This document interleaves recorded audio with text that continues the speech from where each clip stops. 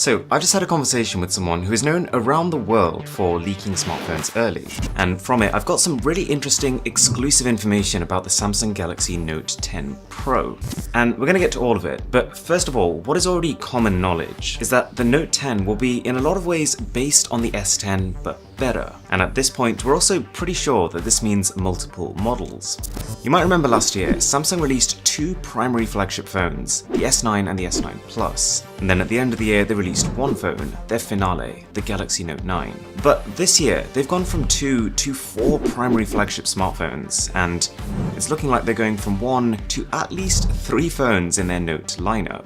Take a look at this tweet. It's from renowned leaker Ice Universe. He mentions the product codename, but more interestingly, the words Note 10 Pro 4G, which tells us two things. That there's probably going to be a base version of the Note 10, followed by a Pro model with 4G, like we saw with the S10 Plus, but then an even more souped up version with 5G. Some leaks are even suggesting there's going to be another, smaller Note 10 phone alongside these three, which would make 4 devices in total. Ice Universe also mentions a massive 4,500 mAh battery and 25 watt fast charging, which, seems reasonable considering that Samsung has other devices already that can do this. But here's where it gets interesting. After posting this tweet, Ice Universe then follows up saying that the 25 watt fast charging is probably the wrong message, which is disappointing because of course Samsung could probably do with a bit of a boost when it comes to charging speed. So I sent him a message. I asked if he knew any more about the Note 10 than he'd shared already, and it turns out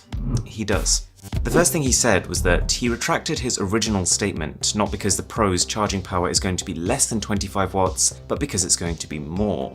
So from that, we can be pretty sure that the Note 10 Pro is going to be the fastest charging Samsung phone ever. It could be 30 watt charging, it could be 50 watt charging. The final number just kind of depends on how many resources Samsung puts towards it. The second thing is that, in addition, the Note 10 has only one hole, which is smaller than the S10. And this kind of lines up perfectly with something he publicly mentioned earlier. So on April 25th, he tweeted that DaVinci is symmetrical, completely cryptic and pretty meaningless, until you realize that DaVinci is the code name of this phone. And so he's told us that there's going to be a punch hole, he's told us that the design is going to be symmetrical. And so assuming this is true, you're going to see a small cutout in the middle, which is not my preferred position, but depending on how small they can make it, it might just blend into your status bar.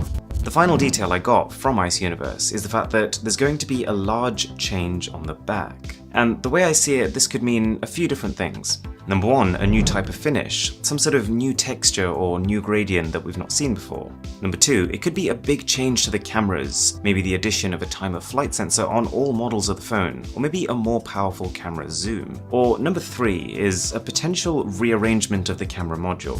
If you compare the Galaxy S8 Plus to the Note 8, then the Galaxy S9 Plus to the Note 9, you can see that each time the Note has adopted a new shape to the camera module, so that's completely possible again here.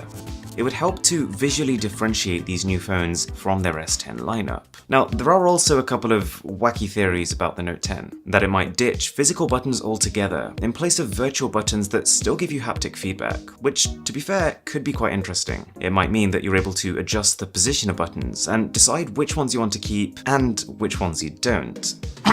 There's also been talk about having the front camera instead built into the S Pen, which is one of those crazy ideas which grows on you the more you think about it. It could mean no punch hole at all on the front of the phone, but yeah, I don't buy it, apart from the fact that the processing power needed to take these photos is housed in the smartphone itself and not the pen. Could you imagine how fiddly it would be to try and fiddle around with a stylus to take a photo? Anyways, the general specs of the Note 10 Pro are shaping up to be, as you can probably imagine, beastly. Aside from what we've already mentioned, it's going to have 8 gigs of RAM on the base model, going up to 12, a 6.75-inch Quad HD Plus AMOLED display, and the Snapdragon 855 if you're in the US, or Exynos equivalent in other regions. And there is actually talk of Samsung using an upgraded Exynos chip, compared to the one we saw in the S10, which wouldn't be like a complete next-generation makeover, but would be at least enough to put the two versions on par, because when it comes to the S10, the Exynos version was noticeably less good than the Snapdragon one.